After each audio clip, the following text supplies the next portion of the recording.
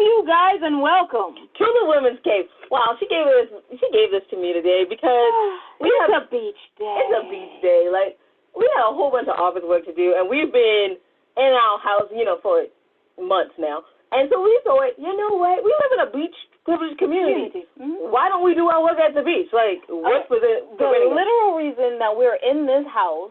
We came in the house March 11th, and we decided not to do the place in the city or the place in the suburbs, and we're in this house that we're in right now is because it's a beach community. And have we seen the beach?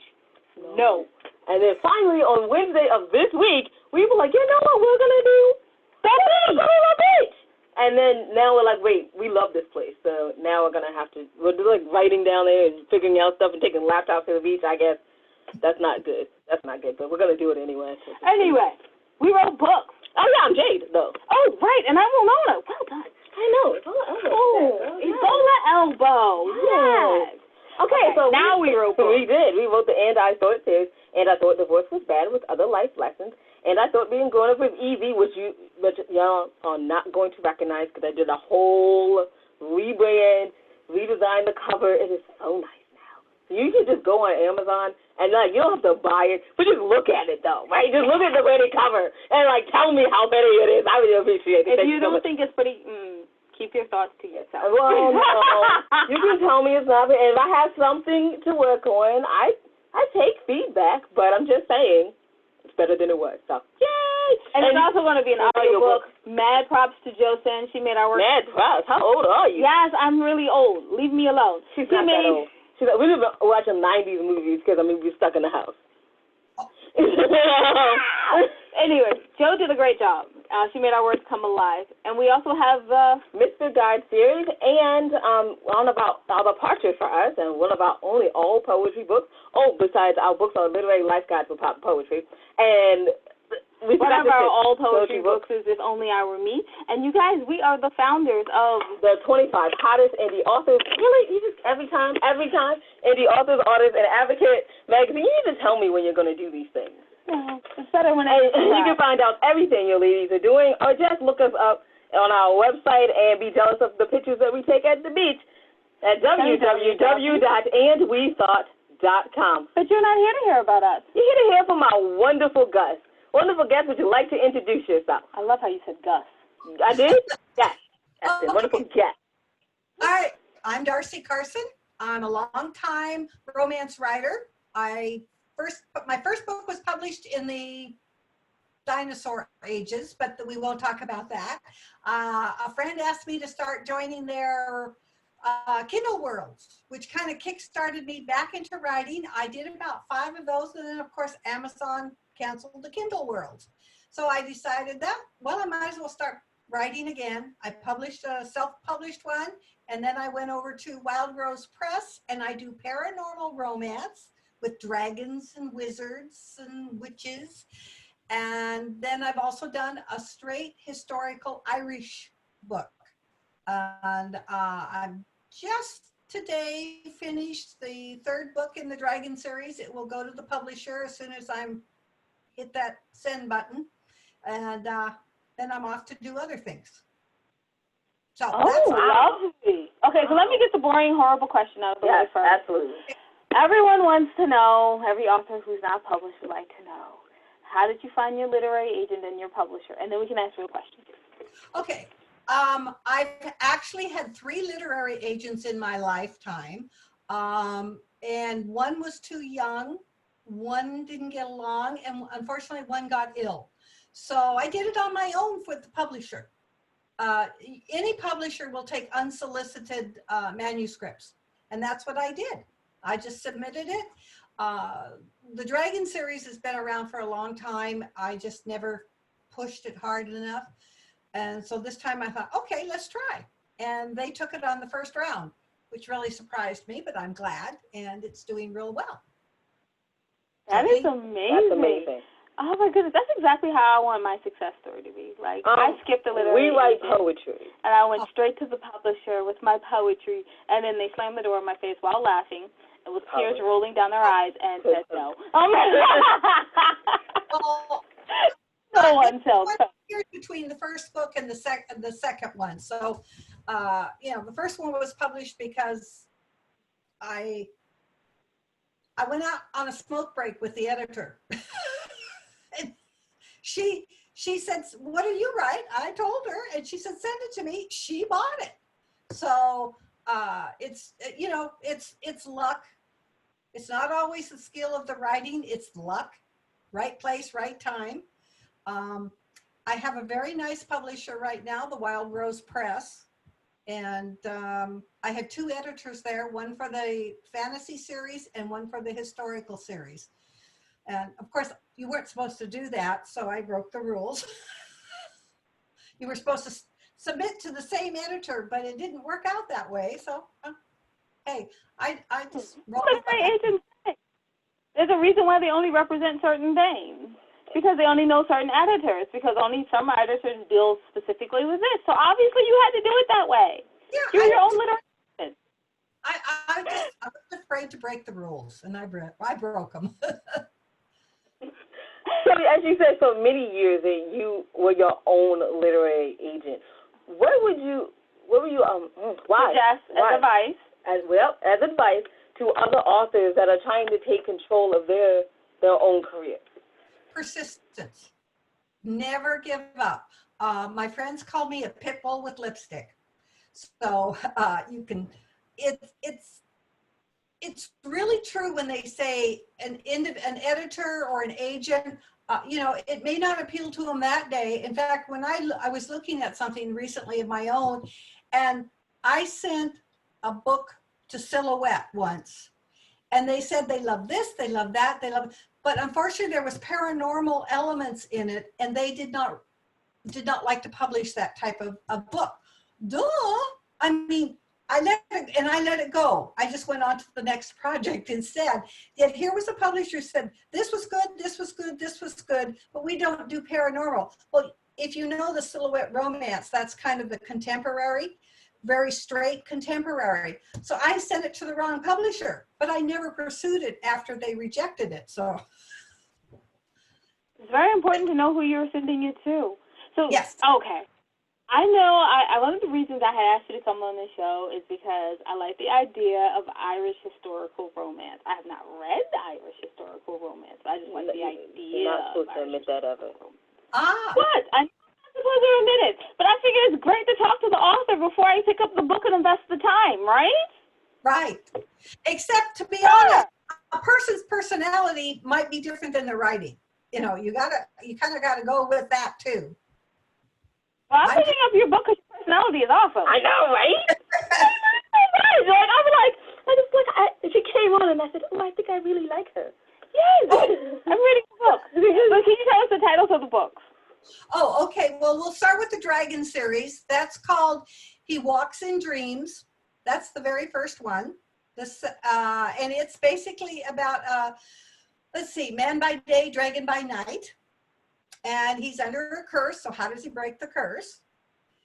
And that one is actually an award-winning book.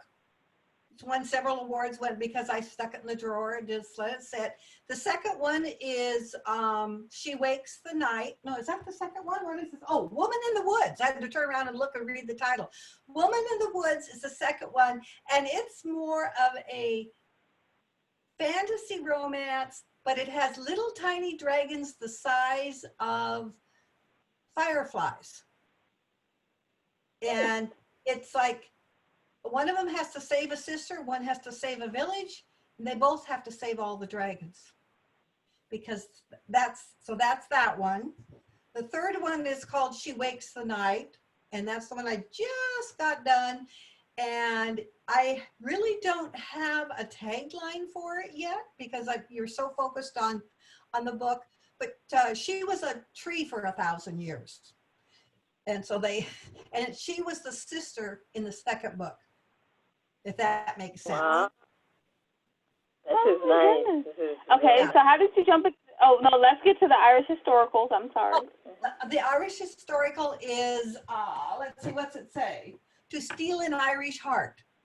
And basically, it's a poor Irish maid is under a prophecy of wed or die. And she has 11 or 12 brothers. She's the only girl. And they turn around, and when their father dies, she must wed. If she's not already wed, she must wed immediately and have a baby. Except she has to marry a lord. There's a guy who shows up in their village, and he's in a carriage with a crest on it, which usually means nobleman. So they get him drunk and get him married to their sister. Come to find out, it's his brother's carriage, not his. So there goes the prophecy, and it's the trials and tribulations of how to solve it, because of course, as they're hating each other, they're falling in love. Oh, I love those books. I do. Yeah. Yes. Good times, man. Treats. Beach treats. And since I'm going to the beach. So how did you make that jump, mentally, from fantasy to historical romance? How did you get used to, like, all the research and making sure everything is accurate and still making it fun and balanced? Part of it is I love my dragon series, and I will get really involved in that. But that is, how do I want to say that? It's medieval, and every once in a while you get tired of that world, and I will switch genres. This particular time I switched to a historical. A lot of times I'll switch to contemporary just so that I can have dishwashers and cars instead of horses. But you gotta switch it up once in a while. But the Irish historical I actually had written years and years ago, and was ready to put it out, and I was going along reading it, loved it. I got about 2/3 of the way through and I realized I hadn't finished the darn book. And so I had to hurry up and write. And what I was so happy about was that I was able to re-edit, and then merge new me into the book, and nobody knew where I had to start over again at. So I was happy about that. That's amazing. Awesome. I don't know how you did that. Yeah, I know. Because I'm currently doing a romance right now, and I've been writing it over 11 years. And jumping back in, I'm like, oh, that's what I used to say. Oh, that's how I used to think. And now I have to change everything back to what I'm thinking now. And it's so tiresome. So you're amazing. Well, but you asked me a question about how I know for authenticity. I will say I have to give my editor on the Irish one, she caught 5 words that were incorrect. The word had not been created in the 16th century.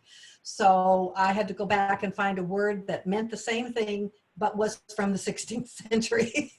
So your editor does help. Your editors do help. So. Absolutely, they do. Okay. When you gave your advice, you said about persistence. How did you keep yourself going through the rejection letters, through all the years in between your books being published? How did you continue to love writing and continue to push? I have a wonderful critique group. We have been together probably for over 20 years. A few people have moved away, and with technology, we with Skype or Zoom, and they're in the critique group still. So, but we've been doing it for a long time. I think every single one of us is published now. We all started off very green, didn't know, very much about writing, and they just came across. We've come a long ways. That is so fabulous. Where can people find out more about your books and about you as a writer? I have a website, Darcy Carson Books, that you can go check out. I believe my publisher has the books on Amazon, the Barnes & Noble. They're all on the regular websites. When it comes to technology, I'm not very good.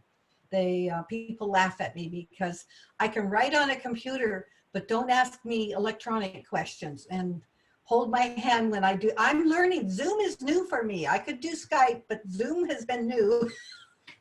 So that's hilarious. We can't do Skype. We can only do man, Skype and I do not get along, but it's been a very interesting curve, I think, for the whole world at this point. I'm like, what? What do you mean I have to? It was really funny. I have to say this one story, and then my dad, I love my father. He's so retired, and all of a sudden his friend said, well, we can't get together in person. Let's get together on the Zoom my son's been telling me about. And my dad was like, they want me to do the Zoom. How do I do the Zoom? And I'm like, Dad, it's okay. I got it covered. We got it. So I think the whole world is learning how to Zoom. Yeah.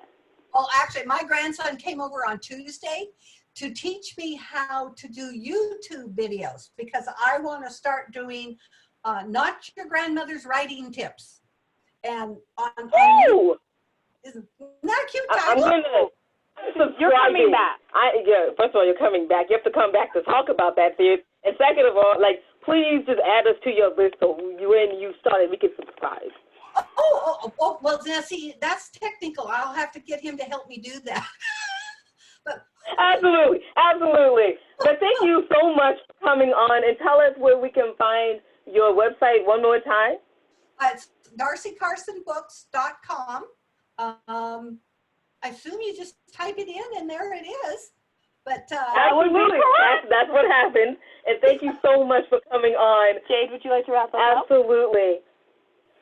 You can find out everything your ladies are doing on www.andwethought.com. Just type it in, it'll pop right up. It'll pop right. And you go to we all there. Take a moment, go to the ladies page, go to the middle of the page, and see the charities that we proudly support.